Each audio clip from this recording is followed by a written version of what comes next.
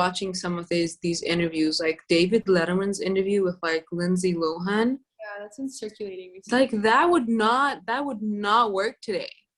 And why would that not work? It would not work because people are not having it. They are refusing to allow that kind of misogyny, the everything, the meanness, the lack of compassion, the lack of integrity. It would not work. It would not pass. And I didn't know David Letterman back in the day, but there's this Netflix show with him, and I was watching his interview right now with Kim Kardashian. And he was basically talking to Kim Kardashian, and he said to her and apologized to her and said, back in the day, I made fun of you for being famous and being a reality TV star. They had like a whole discussion about it. And like, I guess he's reached a place, well, at least with her, because he hasn't really apologized yet as of today to these women that he's ostracized in public for the sake of entertainment, which is disgusting. Ugh. It's interesting though, because the same words or the same conversation would never be held with a male, you know, and like they would not ask those questions to a man, period.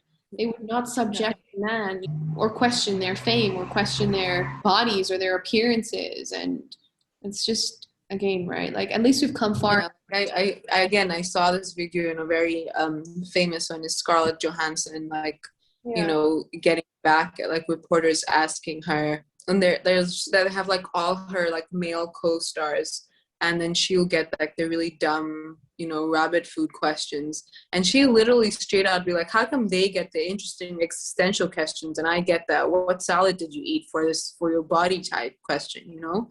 And I feel like there's so many actresses now, and also people, especially the people, because the power is in the people's hands, right? And when you don't indulge in information like that, when you get together, rise up and say, this is disgusting, this needs to be apologized for, you can't talk to people like that, we are taking the side of the person and the woman and not just sitting there laughing in the audience. Because they're like, and when David Letterman was interviewing Lindsay Lohan, and the stuff that he was asking her was obviously not nice stuff, was making her very uncomfortable, and she was so close to crying. Oh my god, I wanted to cry watching the video. I want to cry now just thinking about it. It's horrible, but everyone was laughing at her. Like, that's what made, like, there's one thing about a horrible person putting you on the spot and straight out bullying you. It's another thing, everybody sitting in that audience laughing, apart from that one girl who was like, I love you, you know, which is just shows the importance of just that one person standing up and giving you that love, that kindness, that compassion that helps you hold it together, you know? You know what this reminds me? It's sad. It reminds me of this male and female like power dynamic. So I came across this theory in this book that I'm like actually stripping apart, because some of the concepts and ideologies within are just like literally just like blow my mind. And one of them was way back when, I think even before we have any records of any of this, is that initially it was women, the goddesses, obviously, that were in power. And we had control over the economic, political, societal, entire, like, we were running the world. Like, we were running economies. And it was it was the male that was reduced simply to reproduction. And because, like, think about it, right? Like, it's right now the balance is, you know, males do everything, economic, political, societal, and now we're trying to tip the balance back, and women are reduced simply to the, you know, that reproduction, take care of your family, you know, situation. But previously it was women. I just need you to make babies. Literally, and we would pick the strongest, the bravest, you know, the most intelligent for reproduction. And what happened was males who, you know, were not maybe as fit or not as good looking and, you know, not fit for that specific like female or whatever, that specific goddess. So there was a meninism. There was like a male uprising. Yes, there was a male uprising. Exactly. And the theory is so fascinating. Look, I don't hold a specific stance on this, but it's just really interesting to put out there in the public. And I know, a lot of people hold this as truth. The theory is there still are lots of different tribal societies where women dominate and are the more powerful looked at sex.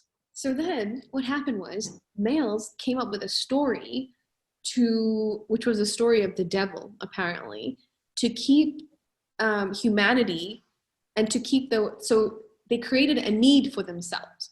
And the need was to protect societies because, they were stronger, etc. And this need was developed over time, and females started saying, seeing the need of this because they literally came up with the story of a devil outside and their societies needed to be protected. And so the balance of the goddesses, of the female, started to tip in favor of the male.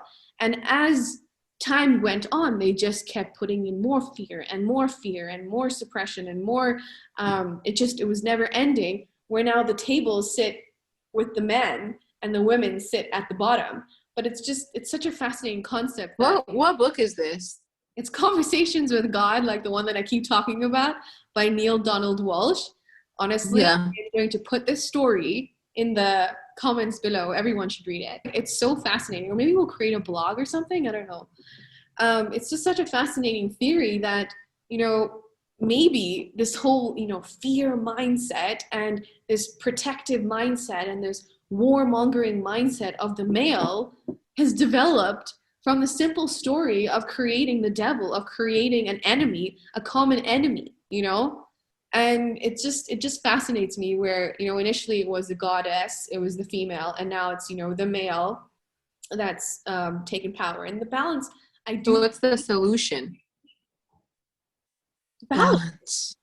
Exactly. I think the scale is tipping in favor of both male and female, and we're all recognizing that we each have such unique characteristics to offer to society, and we don't need to be equal in the same, like in regards to like the same way we speak but we can have equal opportunity.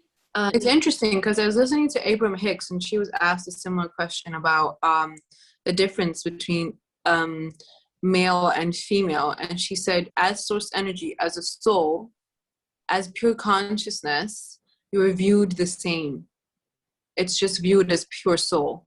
Exactly. There's no difference. Both the male and the feminine within you, and it's just a matter of this body sort of like physical that we've decided, like as our souls have decided to come in and experience, but ultimately we both have that energy within. It's incredibly fascinating, and it's true in a way, right? Like we do have the essence of both within, and it's just a matter of understanding that balance and knowing not one is over the other, but we are all the same. Like we all can contribute a lot.